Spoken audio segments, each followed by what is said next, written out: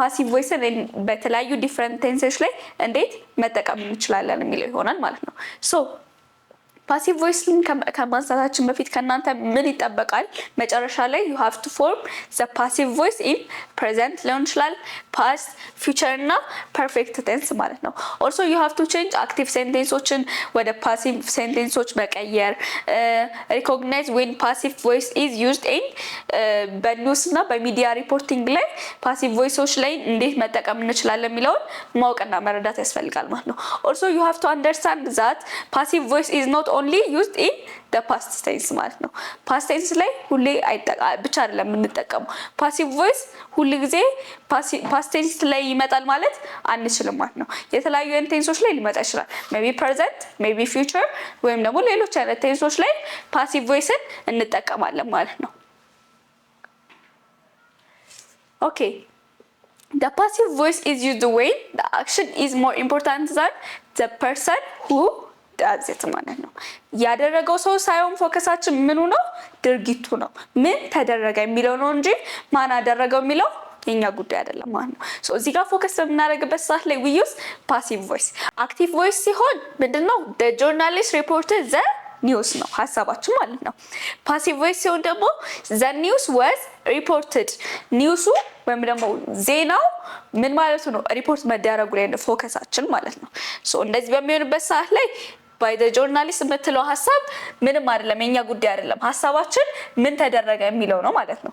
ሶ ምን ተደረገ የሚለው ላይ ፎከስ ስናደርግ we called it passive voice ማለት ነው።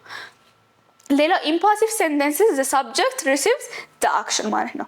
passive sentence ላይ ሳብጀክቱ አክሽኑን ሪሲቭ ያደርጋል ማለት ነው። ዋና ሐሳባችን ምን ስለሆነ ድርጊቱ ምን ተደረገ የሚለው ሐሳብ ላይ ስለሆነ ማለት ነው። ሶ ፎርሙላችን ብዙ ጊዜ ምንድነው የሚሆነው? subject plus be አለ ከዛ correct tense ናቸው። correct tense ስንል ብዙ ጊዜ የምንጠቀመው ምን correct tense ነው ማለት ነው።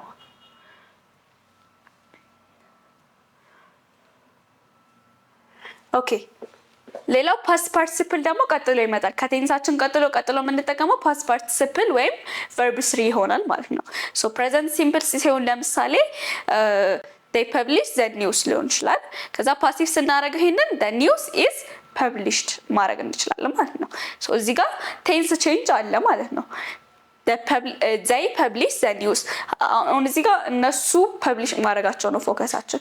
እዚህ ጋር ግን ፎከሳችን ምንድነው ስንል ኒውሱ ምን መደረጉ ላይ ፐብሊሽ መደረጉ ላይ ነው ድርጊቱ ላይ ነው ማለት ነው። ሶ ድርጊቱ ላይ ፎከስ ስናደርግ we called it passive voice። okay the next past simple ሲሆንስ አሁን እዛ ጋር ያየነው ሌላ ቴንስ ነው። እዚህ ጋር past simple ሲሆንስ past simple ሲሆን ለምሳሌ they reported the event ኢቨንቱ ምን አረጉ? ሪፖርት አረጉ። እዚህ ጋር ፓሲቭ ላይ ግን ምንድነው ፎከሳችን? ድርጊቱ አይደለ? ሶ the event was reported እንላለን ማለት ነው። ኢቨንቱ ምን ሆነ? ሪፖርት ተደረገ። ድርጊቱ ላይ ፎከስ አደረግን ማለት ነው።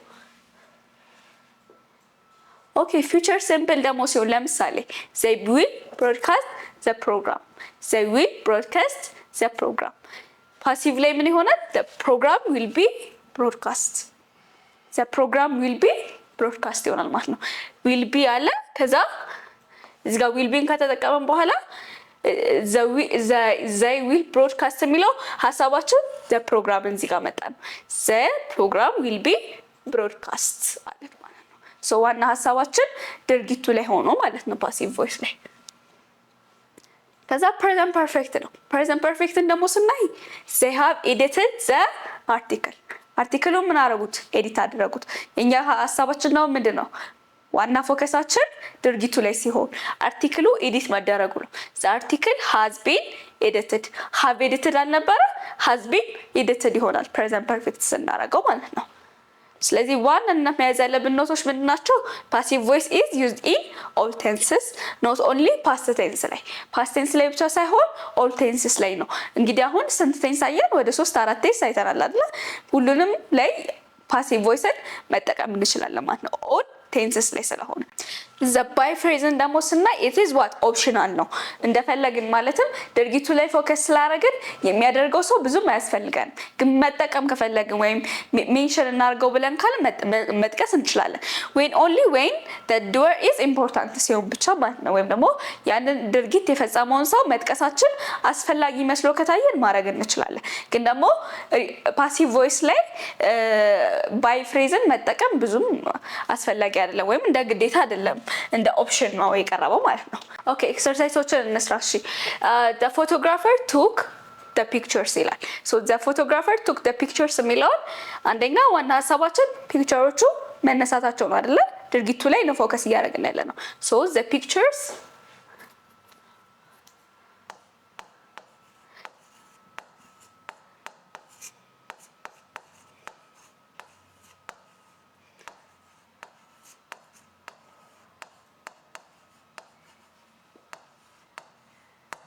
ብለን እዚህ ጋር ማቆም እንችላለን ኦፕሽናችን ደግሞ by the photographer ብለንም ደግሞ መቀጠል እንችላለን ማለት ነው so the pictures were taken ብለን ዋና ሐሳባችን ይሄ ይሆናል ማለት ነው the crew is filming the documentary ለምሳሌ ይሄ beingን ተጠቀሙ ብሎ ሂንት ሰጥቶናል the crew is filming the documentary so ሐሳባችን ዶክመንተሪ አይደለ the documentary is being filming the documentary is being filmed by the crew ማለት እንችላለን being filmed by the crew እንላለን ማለት ነው ሐሳባችን ዶክመንታሪው ምን ማድረጉ ሪከርድ መደረጉ አይደለ የዶክመንታሪው ፊልም መደረግ ይሄንን ሐሳብ ስንገልጽ ፎከሳችንን ክሩ ይሄንን አደረገ ከሚለው ዶክመንታሪው እንደዚህ ተደረገ ወደሚለው ይሄዳል ማለት ነው ኦኬ ሌላውን እንቀጥል she has sent the email to the director she has sent the email to the director እዚህ ጋር አሁን እዚህ ጋር ሐሳባችን